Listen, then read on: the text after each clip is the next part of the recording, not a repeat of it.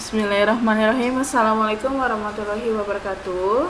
Untuk anak-anak ibu kelas 7, semoga dalam keadaan sehat walafiat. Hari ini untuk mata pelajaran PPKN, ibu akan membahas tentang nasionalisme sebagai konsep persatuan dan kesatuan bangsa dalam masyarakat multikultur Indonesia. Kalian bisa membukanya di halaman 130. Mari kita membahasnya. Pengertian dari nasionalisme, kita akan mempelajari tentang apa sih itu nasionalisme. 1.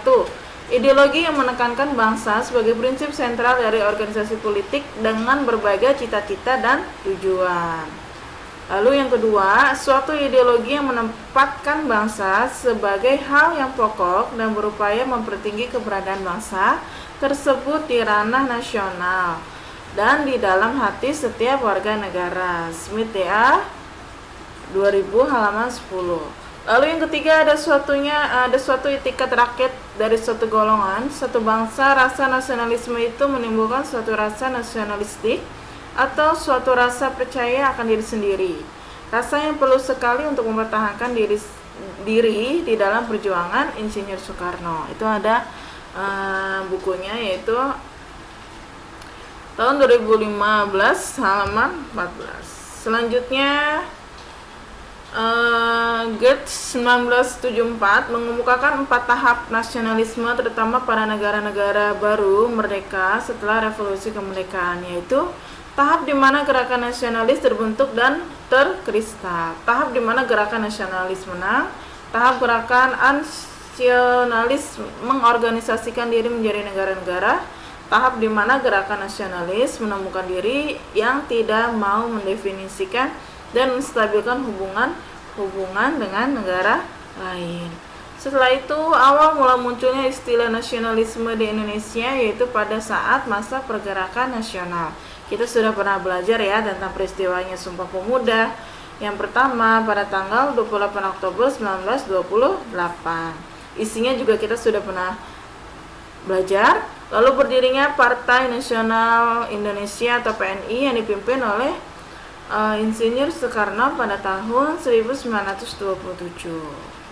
Berikut adalah isi dari Sumpah Pemuda. Ibu yakin kalian semuanya hafal isi teks dari Sumpah Pemuda. Pertama, kami putra-putri Indonesia mengaku bertumpah darah yang satu tanah Indonesia.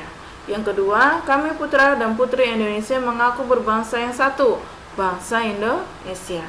Yang ketiga, kami putra dan putri Indonesia menjunjung bahasa persatuan yaitu bahasa Indonesia. Jakarta, 28 Oktober 1928. Selanjutnya, perilaku apa saja sih yang mencerminkan kesetiaan terhadap nasionalisme? Di sini ada beberapa yang dikemukakan oleh Tilar 2004 halaman 25. Yang pertama, bahasa. Menjadi suatu kekhasan suatu negara sebagai pemersatu bangsa dan tidak menjadi penghambat pertumbuhan nasionalisme. Yang kedua, budaya.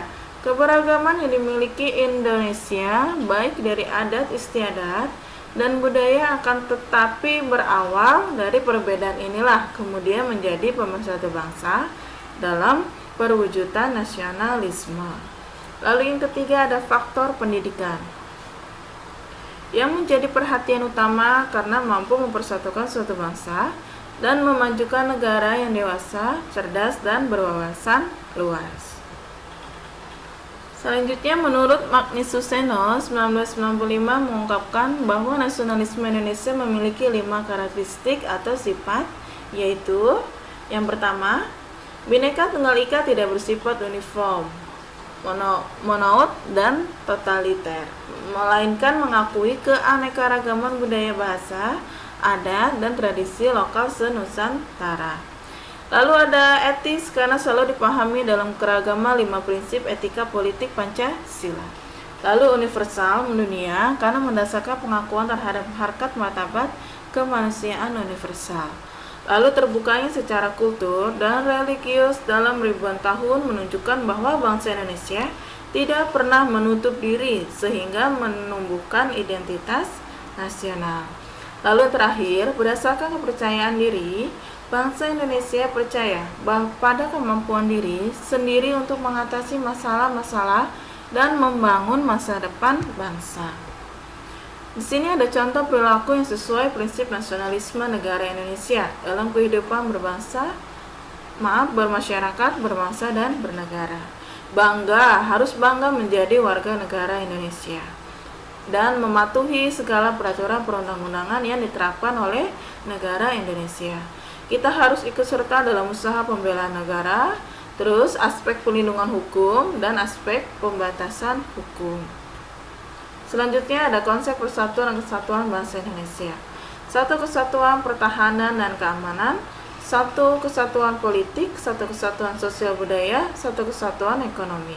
Sebagai negara kesatuan, bangsa kita mengkehendaki perwujudan kesatuan Kepulauan Nusantara sebagai ini ada Kansil dan Kansil 2013 halaman 47.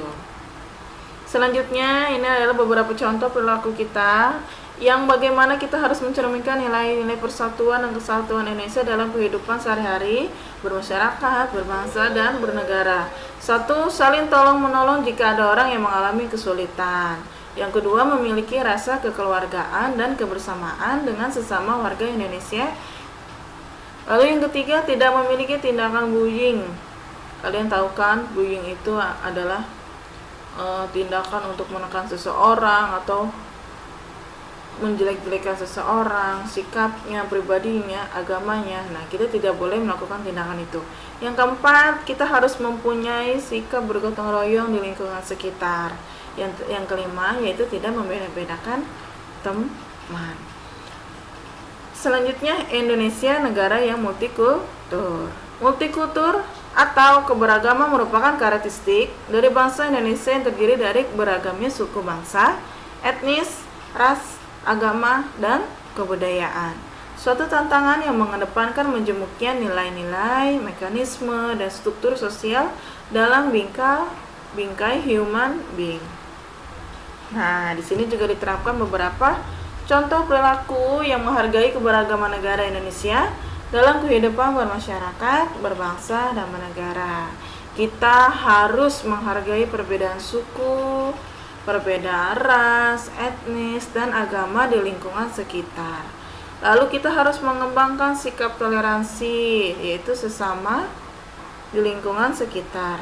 Menyelesaikan konflik dengan cara damai, dengan cara kekeluargaan, tidak boleh mementingkan emosi atau ego masing-masing. Lalu kita harus menghindari adanya konflik horizontal. Nah, ini adalah pembahasan singkat tentang nasionalisme yang Ibu sampaikan. Kalian bisa membaca seterusnya di buku paket kalian di halaman 130. Di sini ada semangat persatuan dan kesatuan, terus pengertian persatuan dan kesatuan, lalu ada nasionalisme, apa manfaatnya. Kalian bisa membahasnya. Untuk hari ini, materi PPKN ini saja, tidak ada tugas. Ibu harap kalian menyimak videonya, lalu kalian membaca buku paketnya di halaman 130, lalu memberikan absen, mengelis namanya pada grup di kelas 7. Terima kasih, mohon maaf apabila Ibu ada kekurangan. Assalamualaikum warahmatullahi wabarakatuh.